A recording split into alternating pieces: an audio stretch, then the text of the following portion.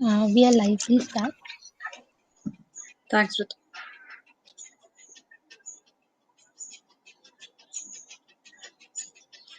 A very good evening to one and all. I, Ravisha Rana, on behalf of Mankind Pharma, welcome all the delegates who are present today with us in our program, Role of Vitamin D3 in COVID-19. Also, I would like to take the opportunity to welcome our esteemed speaker of the evening, Dr. Matthew John and Dr. Ashu Rastogi. We have with us Dr. Prashant Agarwal, who is medical advisor of Mankind Pharma and is going to moderate the session.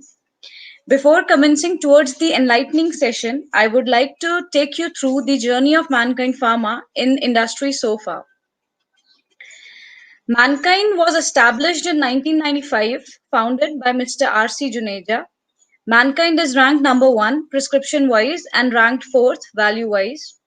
Mankind has strong presence across prescription drugs, OTC, and veterinary medicine. Mankind has strong presence over all the major therapy areas and has got leadership in many. Here in Mankind, our philosophy is serving life and we stand on 3 pillars of quality, affordability, and availability. As a responsible pharmaceutical company, Mankind is helping its employees, doctors, patients, and consumers in numerous ways committed to its philosophy of serving life. We also feel proud to announce Mankind has got its first patent for an anti-diabetic research molecule, GPR 119. With this, I would again like to thank you for joining us today. And now I would like to hand over the session to Dr. Prashant. Dr. Prashant, over to you. Thank you, Ravisha, and thank you everyone who have to this scientific session on vitamin D3.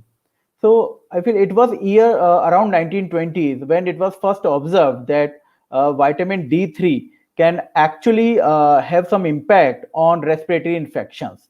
And for that, we have our to know more further about this. And now we are also hearing the role of vitamin D3 in COVID also as well. So to know further about this COVID-19 and D3 link, we have eminent speakers with us, Dr. Matthew John sir and Dr. Ashu Rastogi sir. Now let me go through you with each and every speaker one by one.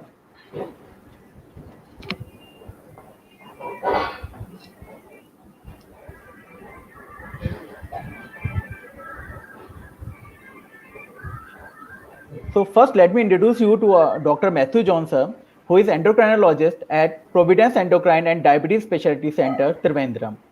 He has more than 50 publications in index journals and 30 conference presentations in various forums. He has been investigator in various phase 3 trials, including molecules in diabetes, osteoporosis, and growth hormones. He was the organizing secretary for ASICON 2017 as well. Welcome, sir. Now let me introduce you to our next speaker of this evening, Dr. Ashu Rastogi sir, who is faculty at Department of Endocrinology at PGIMER, Chandigarh, India. He has published more than 90 research papers in indexed international and national journals, was awarded the best research paper by IWGDF in 2019, Professor B.R. Shivastava Oration, RSGI 2017, A.R. State Award by ESI 2017, Best Research Paper by US Endocrine Society USA 2015, and going on. He is a fellow of American College of Endocrinology and as well as Royal College of Physicians, Edinburgh.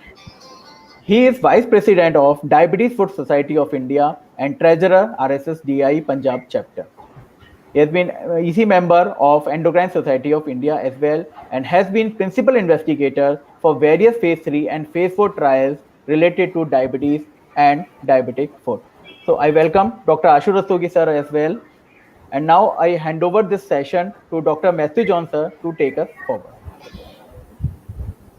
Yeah. Thank you very much, Dr. Prashant. Shall I share my screen, Prashant? Yes, sir.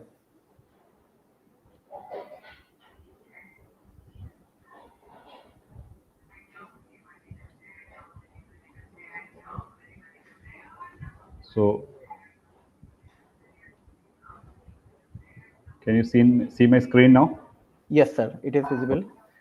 Thank you. I'm Yeah, Dr. please Matthew proceed. John. Yeah. I'll be speaking in the next 10 to 15 minutes on the role of vitamin D in respiratory illness. So, vitamin D is something which we all use frequently in our practice. So, it's important to understand uh, the role of vitamin D in various diseases and how to practically use in practice. So, I'm going to be quite evidence based as far as the data goes. So, if you look at the overall role of vitamin D, it has got actions on the bone and calcium metabolism. So if you look at all the actions of vitamin D, the area where it has been convincingly shown to be of benefit is the bone. It has got other areas of action. If you look at the distribution of vitamin D receptors, you would realize that vitamin D receptors are occurring in various parts of the immune system. And vitamin D seems to have a role in modulation of innate and adaptive immunity. And there's a host of autoimmune diseases which has been associated with vitamin D deficiency. So it's important to understand that the associations are strong, but in no way does it sort of make it a sort of causal relationship.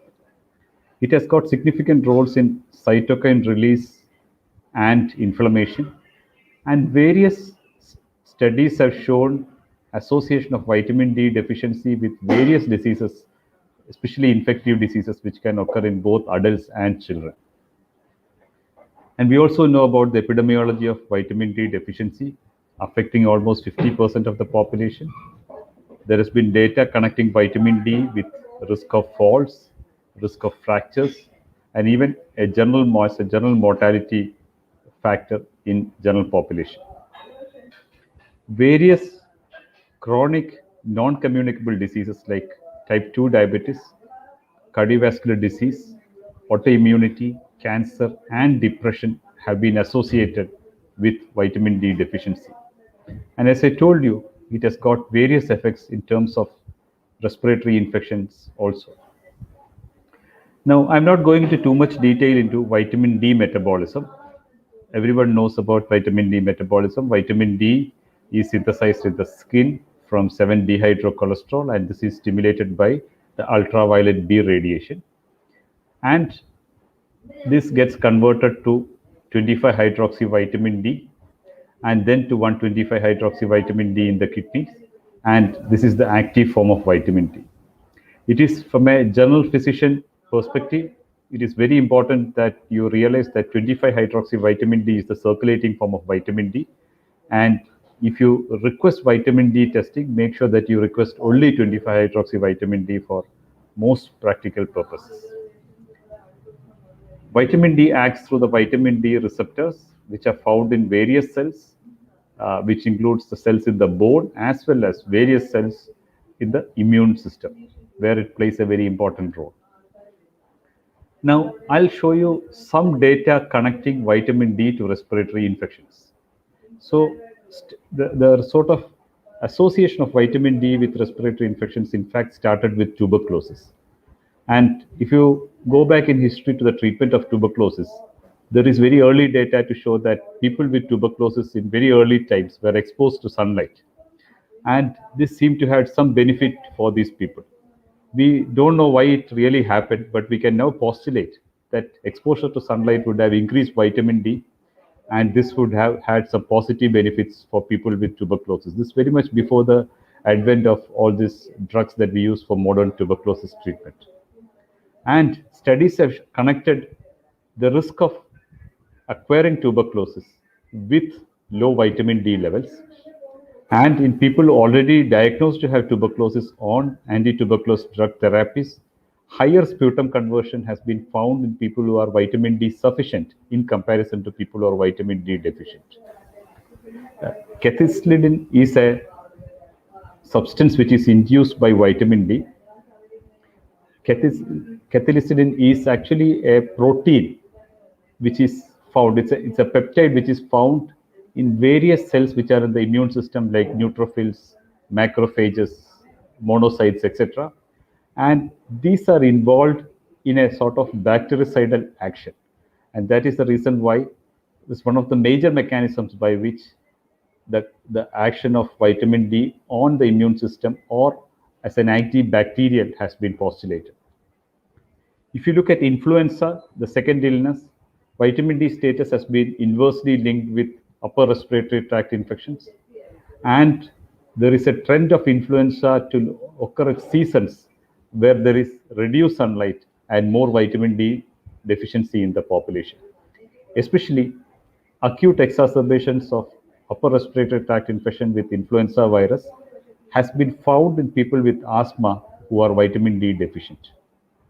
When it comes to the third illness, the cystic fibrosis, again, low vitamin D binding proteins was found in people with cystic fibrosis, and the cathelicidin related mechanisms also have been postulated to as one of the mechanisms for vitamin D related control of infections in people with cystic fibrosis.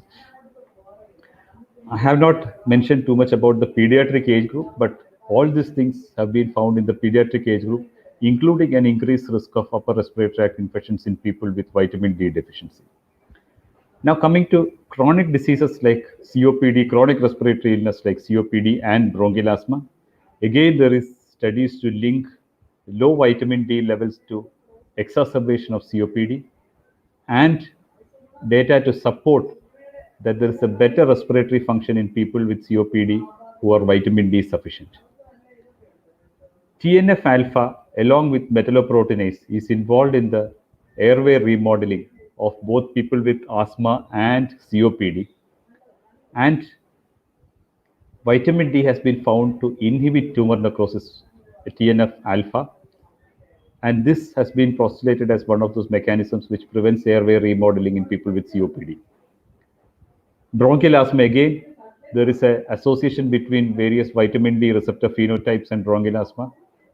There is data to support an inverse relationship between maternal vitamin D deficiency and childhood wheezing. In people with glucocorticoid resistant asthma, studies have shown that supplementing vitamin D will improve response to glucocorticoid resistant asthma. And the active form of vitamin D, 125 dihydroxyvitamin D, inhibits airway smooth muscle proliferation, again, a sort of factor in airway remodeling. So you would realize that there is various areas where there is overlap between respiratory infection, COPD, bronchial asthma, and the vitamin D axis. This is a large meta-analysis which came in 2017 to show that the incidence of acute respiratory tract infections in fact reduces in people who are having vitamin D supplementation. So let me again tell you that these are all to people who are listening this, that these are all strong associations which has been found with vitamin D and various respiratory illness. Then there is data to support decrease in risk of acute respiratory infections, including influenza, by around 12%. Daily or weekly dose of vitamin D reduces the risk of respiratory infections by close to 20%, and vitamin D supplementation decreases the risk of respiratory infections by 11%. These are different studies to support this. Now, all of us in practice are exposed to a lot of patients who come with respiratory infections, COPD and asthma. So is it essential that we check all these patients for vitamin D deficiency? In fact, I should say no. There are certain specific, this is the 2011 recommendations by the Endocrine Society for whom to test for vitamin D. And you can see that the indications are very strongly, majority of it is in form of the bone metabolism, rickets, osteomalacia, osteoporosis, chronic kidney disease. Certain diseases which can affect absorption of vitamin D or metabolism of vitamin D, like hepatic failure, renal dysfunction, hyperparathyroidism, certain medications. Certain groups of people are at risk of vitamin D because of various factors like African American people, pregnant women, lactating women, older adults with history of falls, older adults with non-traumatic fractures, overweight children and adolescents, certain granular forming diseases like tuberculosis, lymphomas. These are all diseases where vitamin D testing is indicated. But some guidelines or some recommendations have been coming has been put in, like anyone at risk should get tested, but that places a substantial burden on the overall testing capacities of labs, and also definitely an overall increase in cost for the patient. So you need to test vitamin D judiciously only in patients who require it. Now, this is the recommended vitamin D recommended dietary allowance of international uh, figures. There are NIN recommendations. I just look at these recommendations, which are from the United States and Europe. So when you read such recommendations, you would see various things, various levels. But I think it is better that you understand one of them and stick on to that. So in general, you would realize that most people would benefit with a recommended dietary allowance of close to 600, but this is not universal. And the tolerable upper limit of vitamin D levels, daily intake, again, I have shown you. I'm not going into too much detail into this. Now, what is vitamin D deficiency? A bit of confusing area, because if you go through different organizations, you would see that the recommendations vary on how to define vitamin D deficiency. So I put in just the Institute of Medicine definition and the Endocrine Society recommendations. You could use either of this for your clinical purpose. Most of us continue to use the Endocrine Society definition of less than 20 as nanogram per ml as deficiency, 20 to 30 as insufficiency, and more than 30 as vitamin D sufficiency. So anyone, if you have a tested level of less than 20, should be supplemented with vitamin D to bring it more than 30. So that is the basic way in which we treat people with vitamin D deficiency. And most of this vitamin D stuff, vitamin D deficiency data is in terms of helping the bone health of people with diabetes. Bone health of people who are having a adverse effect of vitamin D on the bone. Now, how much of vitamin D should you give? A vitamin D intake of around 1,200 international units per day will help to people to achieve a vitamin D level of more than 50 nanomole per ml in 97.5% of population. So 50 nanomole per ml in more than 97.5% of population. And approximately 100 international units would increase it by 2.5 to 5 nanomole per liter, or approximately 1 to 2 nanogram per ml. So this is the sort of levels which you need to supplement to a person. Now, I've told you about vitamin D deficiency. I have told you about the relationship between respiratory infections and vitamin D. Now, you are going back to your practice. How do you adopt all these things which I have told for your patients? We can definitely discuss doses at the end of the talk. That is why I'm not purposefully putting a specific slide on doses, that because I plan it for discussion. So there is no recommendation to use vitamin D to prevent acute respiratory tract infection, or to test vitamin D in every patient who walks in with acute respiratory tract infection. So as I told you earlier, you can test for vitamin D levels in people at potential risk of vitamin D deficiency. So a person who has got a bone health problem, or an overweight person with a potential risk, you can consider testing vitamin D in a person, even though it doesn't fall into the recommendation, with very significant lack of sunlight exposure. So these are all high risk groups. Supplement vitamin D adequately in people who are found deficient, that is in appropriate doses of vitamin D, which we can always discuss. And ensure adequate vitamin D and calcium nutrition in everyone, not only in people with respiratory tract infections, but in everyone. You should ensure that they have adequate vitamin D and calcium nutrition. So I'm stopping my presentation here. Thank you very much. I'll stop sharing. Thank you, sir. Thank you so much. Now I welcome our second guest of tonight, Dr. Ashu Rastogi, sir.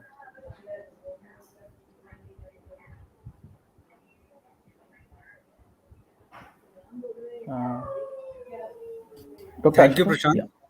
So I'll start sharing my slide and just tell me when they are visible. Sure, sir.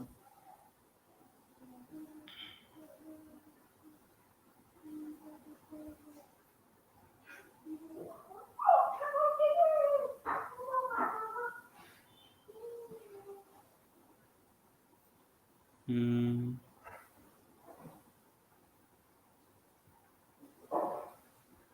They are visible? Not yes, sir. Yes, sir. It's coming. Yes, Yeah. sir. Slides are visible. Yes, sir. Button? Okay. Yes, sir.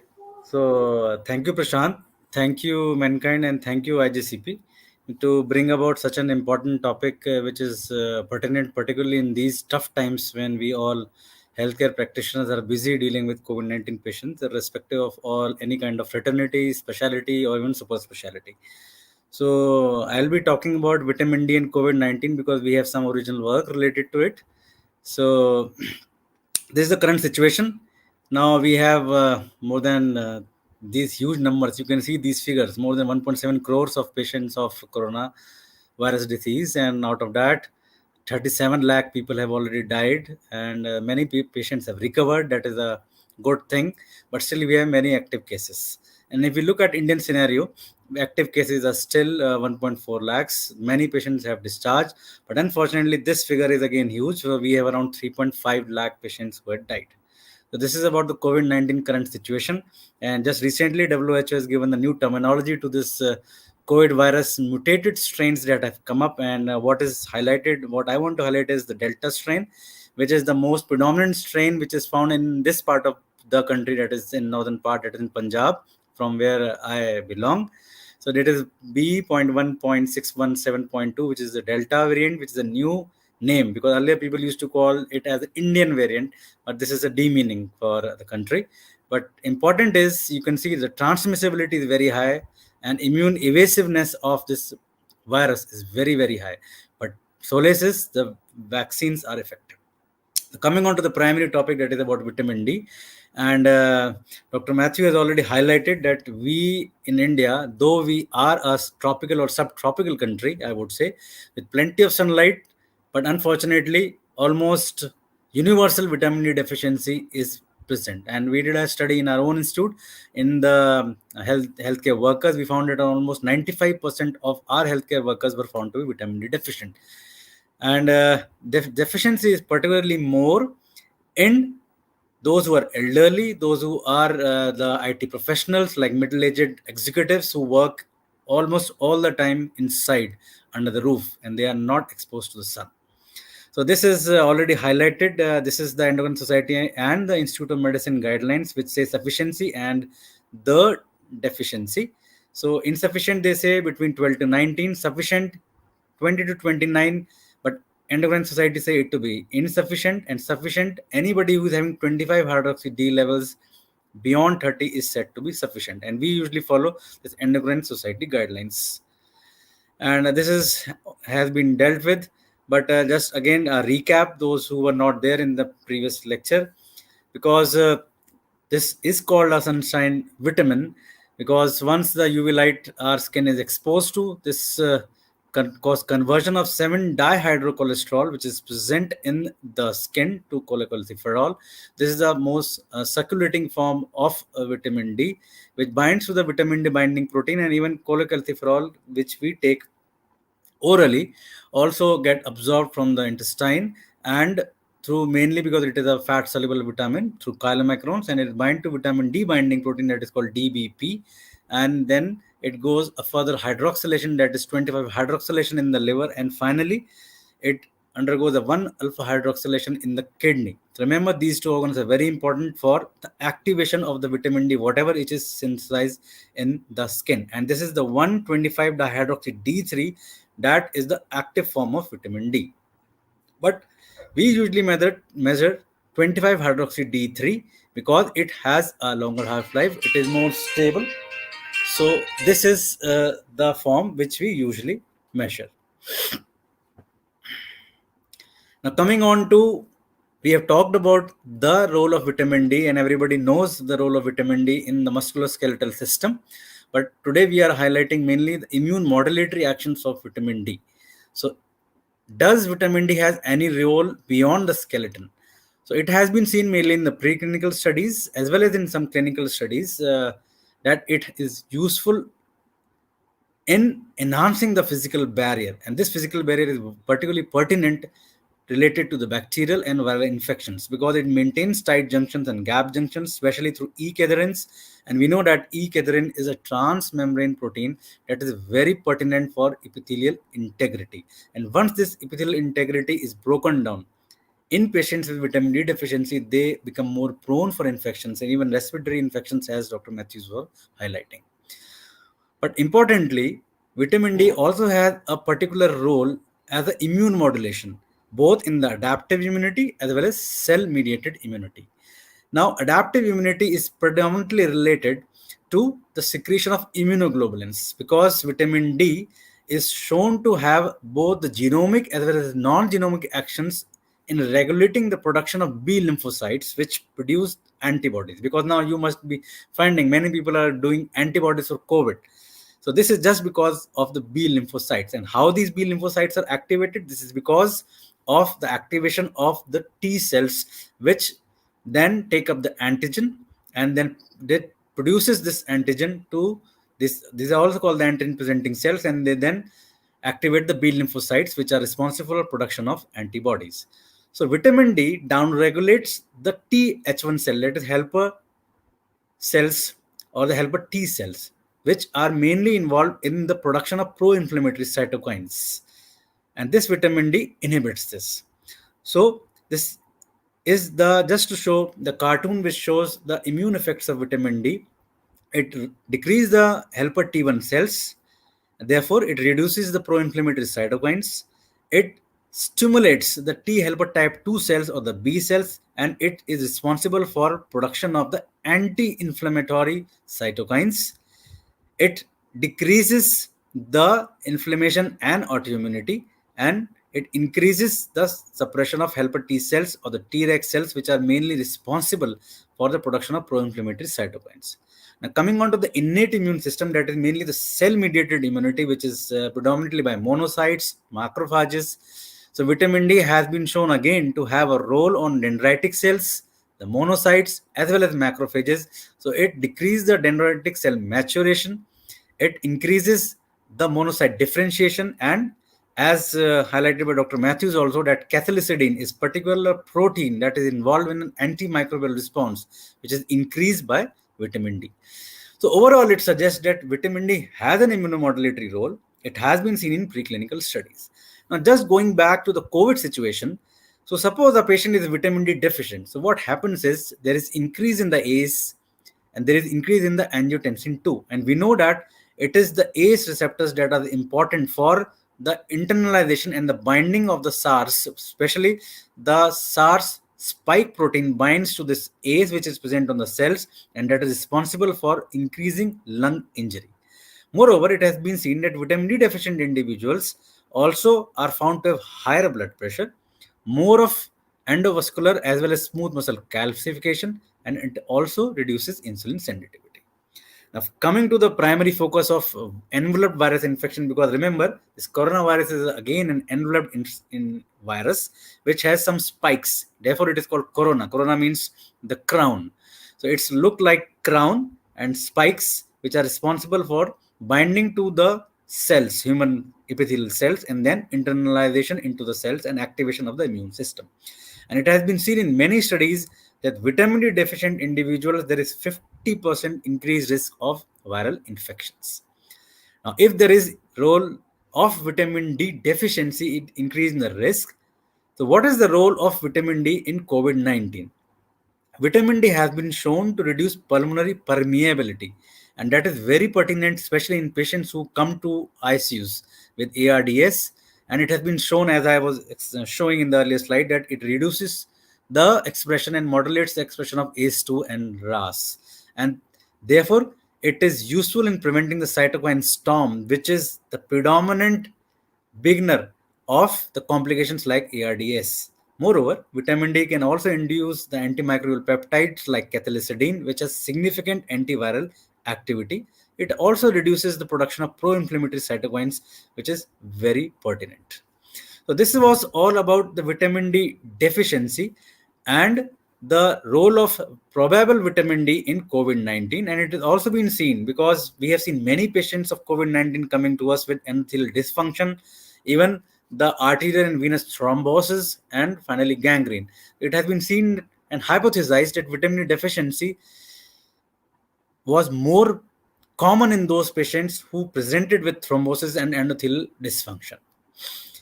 So when we know about the role of vitamin D in the preclinical studies and the supposed purported role of vitamin D in immunomodulatory action, so there have been some observational studies which just tried to show a link between vitamin D deficiency and COVID-19.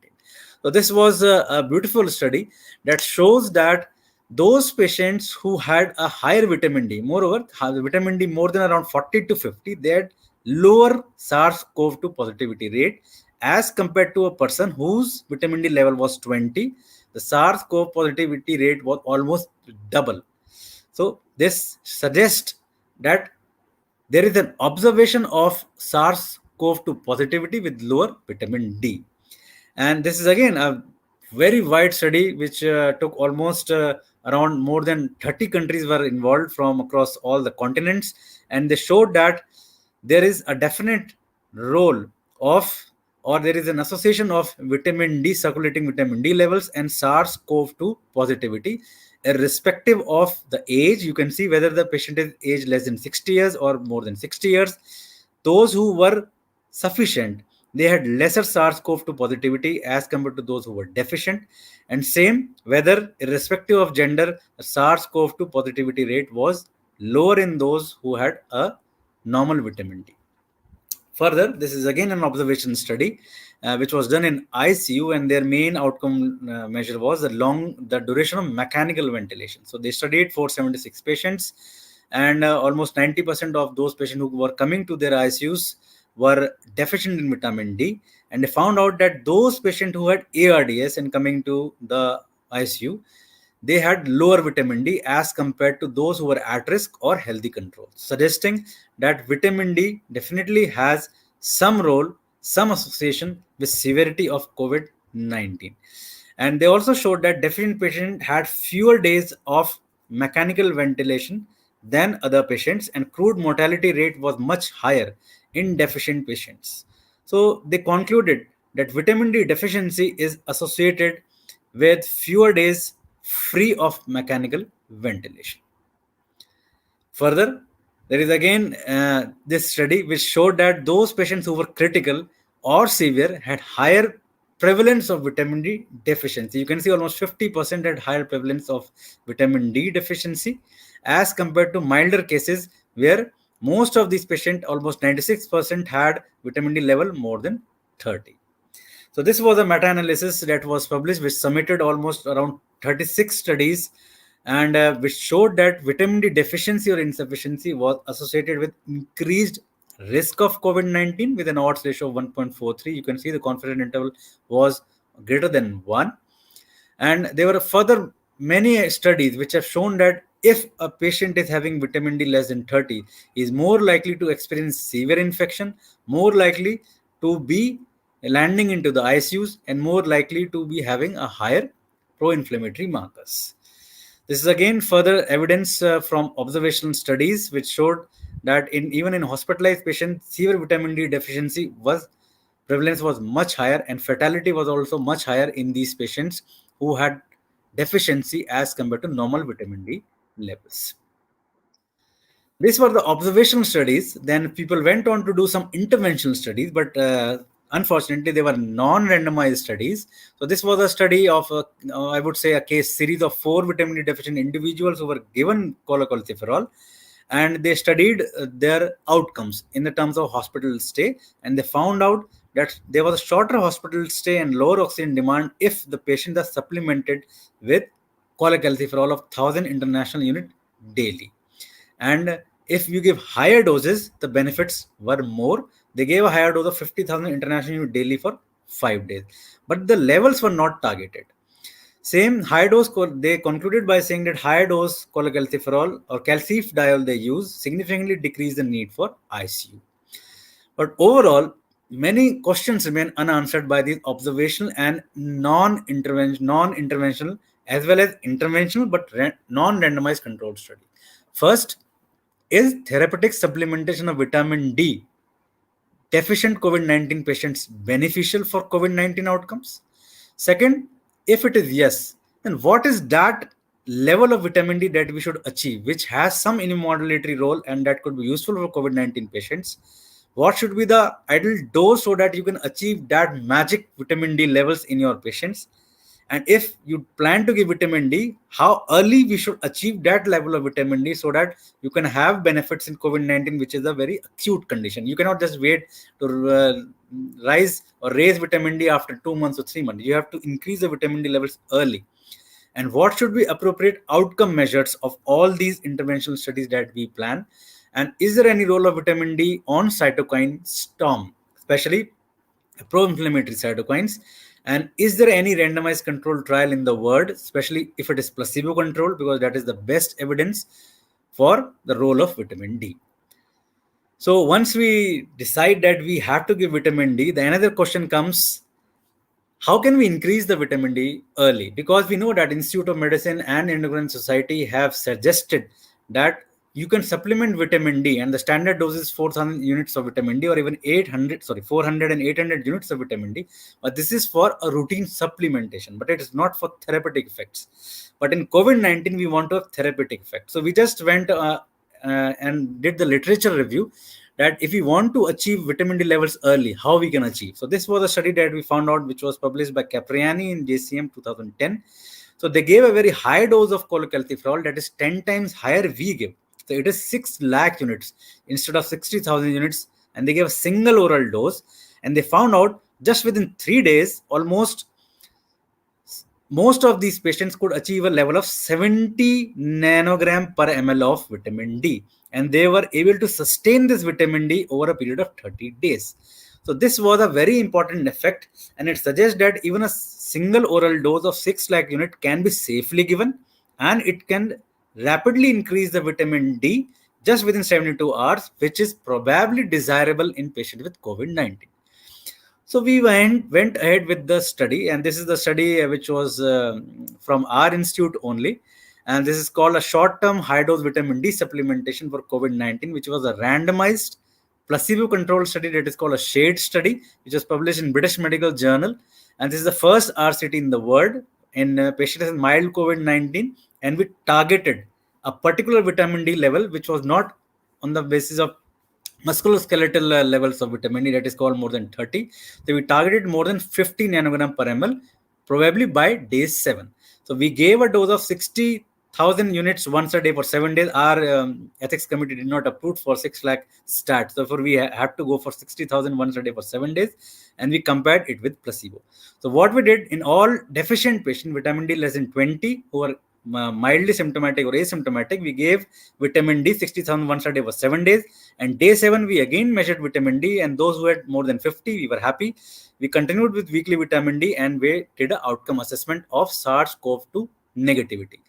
And in those patients whose vitamin D level were less than 50 even after 7 days, we gave again daily vitamin D so that we can raise vitamin D to a level of more than 50. In control arm, no replacement was given, only placebo was given.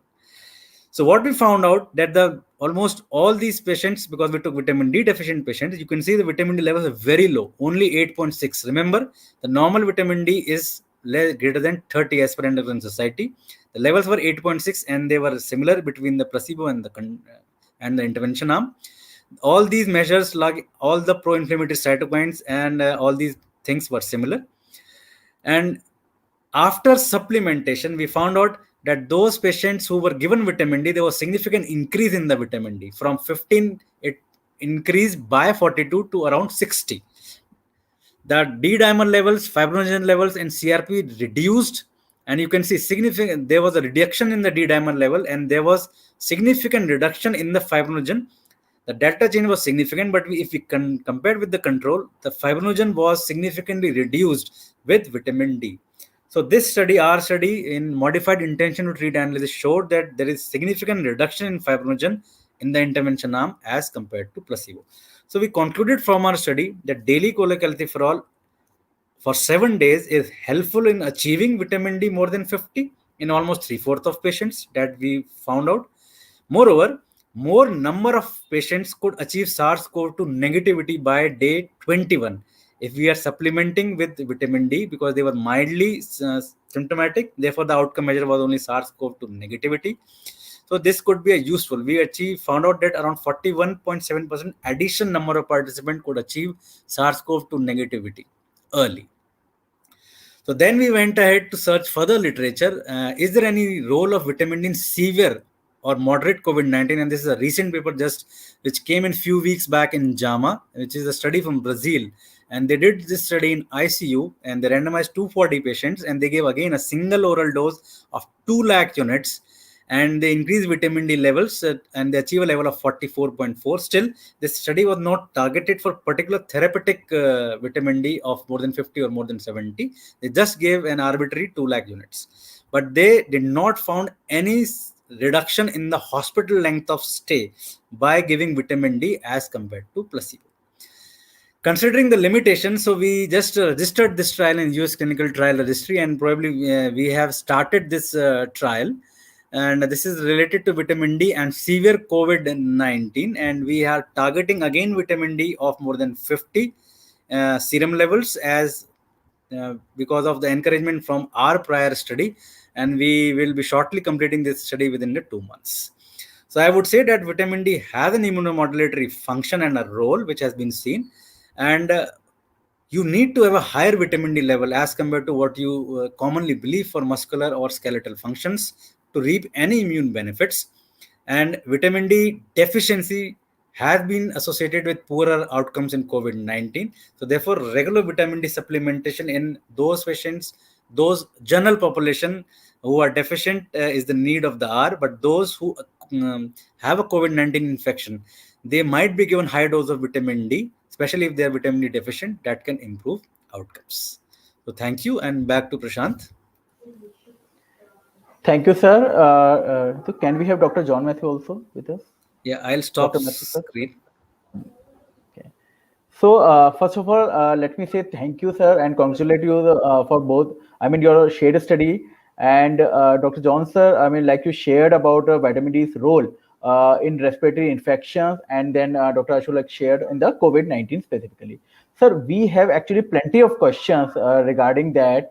And definitely one question which everyone is almost asking is what is the ideal dose, whether it's respiratory infection in general or COVID-19. So I leave that up to both of you. Both of you can answer. I mean, so let me start with Dr. John, and then Dr. Ashok sir can also chip in. See, there is, I think first is to make the difference between the RDA and treatment dose. So I think people have been asking about the treatment dose.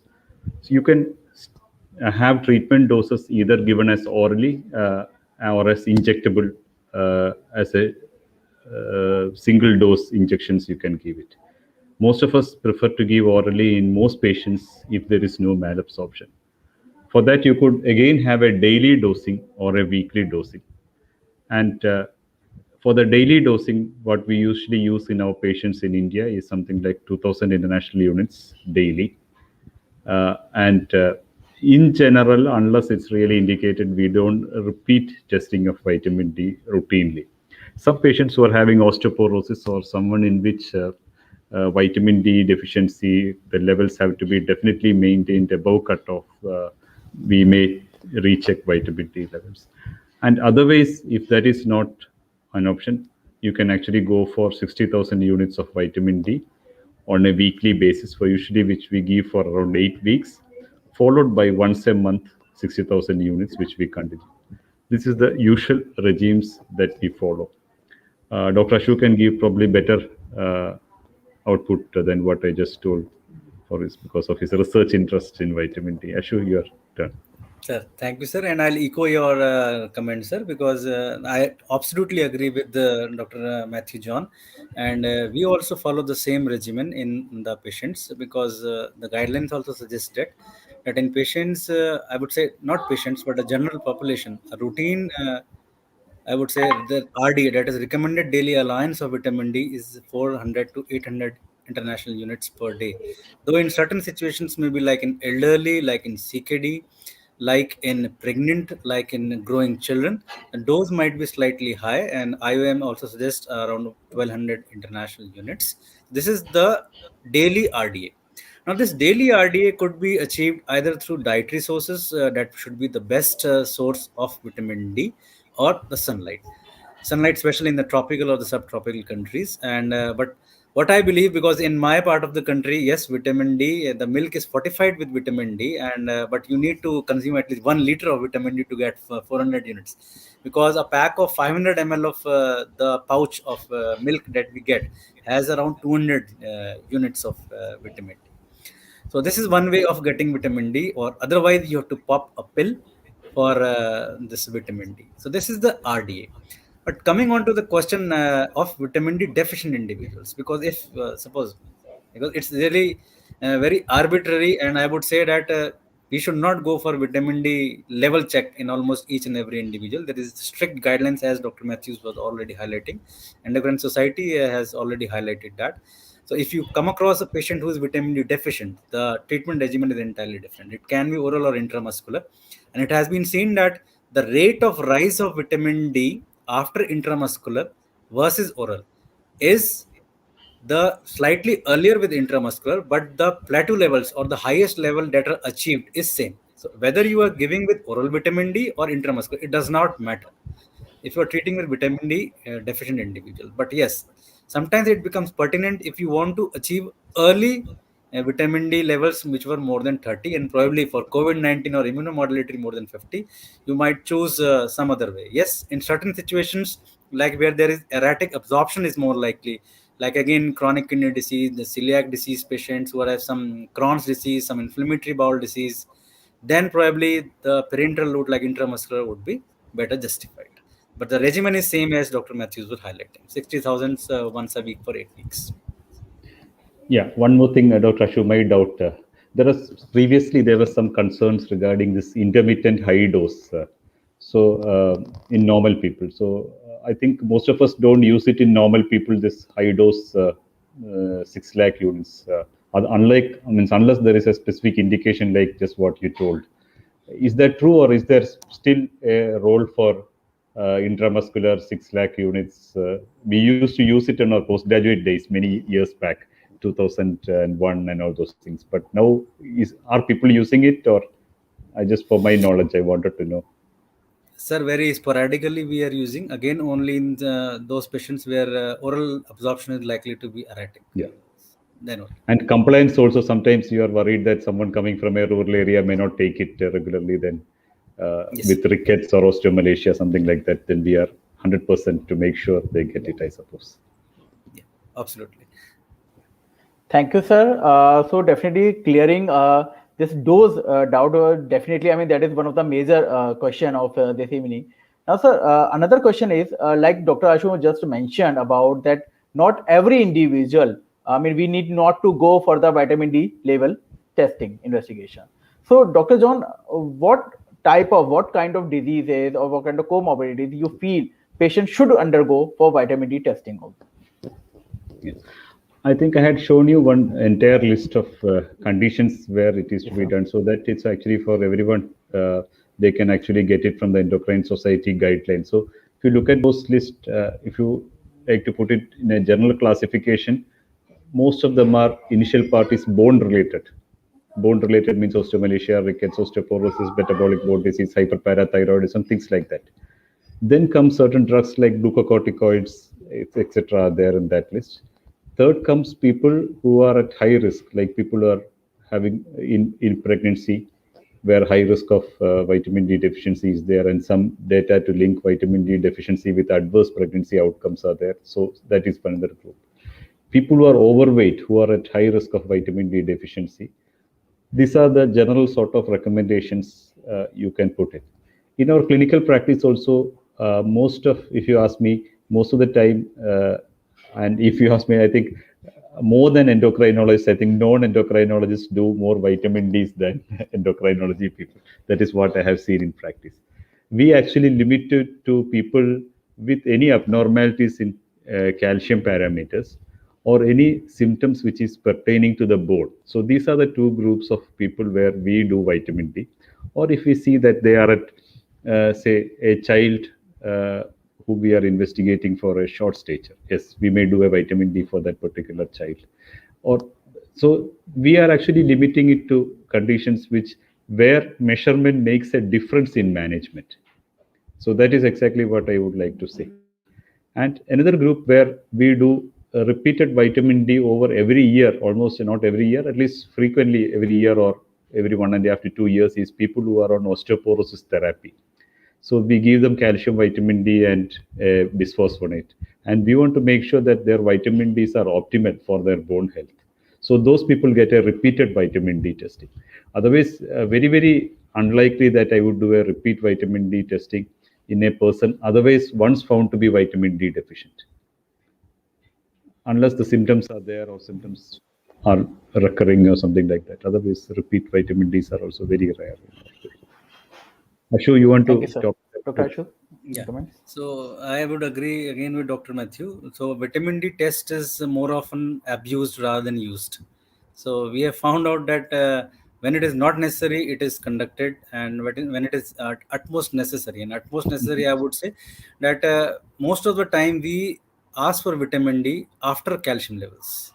So one is the calcium. Calcium is very commonly done test, and definitely there is some indication of calcium also, as Sir has highlighted, Dr. Matthews highlighted. So if a patient is having a hypocalcemia or hypercalcemia, in either of the conditions, we'd go for vitamin D levels. Again, in patients with chronic kidney disease, we also go for, in addition to what Dr. Matthews has highlighted, we go for vitamin D levels. Remember, vitamin D is a costly test, and it should not be abused. Thank you, sir. Sir, next question is related to COVID-19 only. So, what should be the ideal regime for COVID-19 patient So it for depends vitamin D3? upon, yeah, it depends upon the severity of vitamin D deficiency. So in COVID-19, there is a protocol that vitamin D is measured in all the individuals, at least in our institute and almost everywhere. And what is done up late is, though this is all the research protocols where 60,000 units are given daily, or even an intramuscular single dose, or even the oral high dose vitamin D is given, but still it is not a recommended dose. It is only for experimental and research purpose, though they have found, some studies have found benefits and some not. So I would still say that we'll go with 60,000 once a week oral vitamin D therapeutic supplementation in vitamin D deficient individuals who are COVID-19. Thank you, sir. Dr. John, any comments or you echo the No, same, sir? means I'm not at all experienced in that area. Ashu has got the maximum experience. I have nothing more to add. Thanks, sir. Sir, my next question is maybe related to in a general population. Usually, I mean, we say that after 40 years of age, usually body requires some extra calcium or some extra vitamin D3 supplementation. Is it true? Or I mean, every person who is as 40 years of age can start taking supplementation? Yeah, Ashu, you wanted to say that? So that is a very I mean, burning that is of course question. bone related, not particular. Yes, sir. Exactly. So as I was mentioning that the RDA is only 400 to 800 units. Even 800 units is good enough for the skeletal function. In a normal, active, ambulatory person who does not have any comorbid illness, who is otherwise healthy, community dwelling individual. Now, this RDA can be easily achieved by diet. So, neither I will recommend the vitamin D levels at greater than 40 years, unless the patient is having some kind of indications of vitamin D. And neither I would recommend a supplementation of vitamin D in these individuals. And I'll recommend, or I'll suggest that the diet which is rich in vitamin D and calcium would be an ideal thing rather than just popping pills. No, sir, definitely. I think Yeah. one more thing, Ashu, on the same line. Previously, we had this practice of giving every postmenopausal lady vitamin D and calcium supplementation. But what we are doing right now is, if someone has got a reasonably adequate nutritional intake of calcium, we don't supplement them calcium anymore, and we may give them a monthly 60,000 units of vitamin D. That's it. May not even check the vitamin D levels. Is that the standard practice, or what is your take on postmenopausal women? Yes, sir. Considering the epidemiological studies in the elderly, I would say postmenopausal women and even men, and considering the prevalence of vitamin D deficiency, even in country like India, so supplementing vitamin D would be a good idea. Now, daily supplementation of RD is very, very difficult. We cannot ask the patient to take a pill almost daily. So it's good and advisable that we can ask for 60,000 units per month. Now, again, it is very arbitrary. No guideline suggests that we should give per month because we haven't checked for vitamin D levels. We don't know whether the patient is vitamin D deficient or sufficient. But yes, one thing is that probably this dose is supposedly sufficient, and it is unlikely to have any adverse effect. And any effect, whether it would have, it's only plausible. So it's very difficult to say. So, calcium also on the same note, do we give or we don't? No, Uh, calcium, absolutely, sir. You are right. We don't supplement with calcium, and there have been study which was published from New Zealand. There was a beautiful study published in Lancet, and what they showed that if we give calcium alone with the vitamin D, there was increased risk of CVD, cardiovascular deaths. If we give, say, calcium with vitamin D, the risk was a little bit less. But those patients who were given only vitamin D, they fared best. So calcium, absolutely no. It is just good to give dietary calcium supplementation rather than the pharmacological calcium supplementation. Thank you, sir. I guess that is one point which is now definitely clear, that if patient is taking diet rich in calcium, I mean that dietary supplementation is the best, not instead of popping pill. So, sir, my next question is, what is the maximum dose of vitamin D, D3? I mean, patient can take without any hypervitaminosis. Ashu, you want to go in? Sir, Tough please. question. Please. Okay, so yes, now coming to your question of toxicity. Now, I would first come. What is the level of that toxicity? So, toxicity is usually seen at vitamin D levels more than 150 nanogram per ml, and it has been seen that the it's very difficult because again is a fat soluble vitamin. So you can have a renal failure, you can have hypercalcemia. Even we have seen patients who land into ICUs with a hypercalcemic crisis because of this vitamin D toxicity, and they will even require dialysis. So that is a challenge. Now it's not so common, and I would say even if it's not so uncommon also, because vitamin D is abused like anything. I have seen patients who receive certain kind of injection almost on a daily basis of vitamin D 6 lakh units. So that's also not so uncommon in tertiary care institutes. So we have to be cautious. The recommended dose for therapeutic supplementation is 60,000 units weekly, and anything which is beyond that or more than that is likely to increase the vitamin D level beyond the safe limits of more than 150. Now, this comes with a caveat. There have been studies where they have given a high dose of vitamin D as a start dose, like 6 lakh unit. It is available in India also. That injection that is called very water soluble vitamin D, and it has not been shown to be associated with vitamin D toxicity and hypercalcemia. A single shot. But repeated doses definitely is a challenge, and there is a concern about hypervitaminosis D. And renal failure is really bad with hypervitaminosis D. Sure, sir. So I Thank think you, sir. approximately, to put it what you told, maybe something more than continuous use of more than something like 10,000 units per day, approximately. Like if you say Yes. 60,000 units per week, approximately can be there. And I think we would occasionally see patients who are on replacement, not occasionally, very frequently see patients who are on okay replacements, like once a month vitamin D or once in 2 weeks 60,000 units, having values more than, say, 100, up more than upper limit of normal. But I think by itself, the levels of vitamin D does not qualify as toxicity, I suppose. Is it the clinical features and hypercalcemia things like that should be there, or just the level is diagnostic of vitamin D toxicity? What is your take, Sure, that? Yeah, exactly, sir. So that textbooks mention that level of vitamin D more than 150 is said to be hypervitaminosity. I don't say that it is an indication to treat, but yes, it is an indication to investigate for the signs of and symptoms of vitamin D toxicity. Okay, fine. Thank you, sir. Sir, the last question is, I mean, of course, related to COVID only. During the treatment and all, that definitely you explained, sir. But what about post-COVID? Do we need to continue take vitamin D3, or sir, I mean, in continuation only after vaccination? Do we need vitamin D3?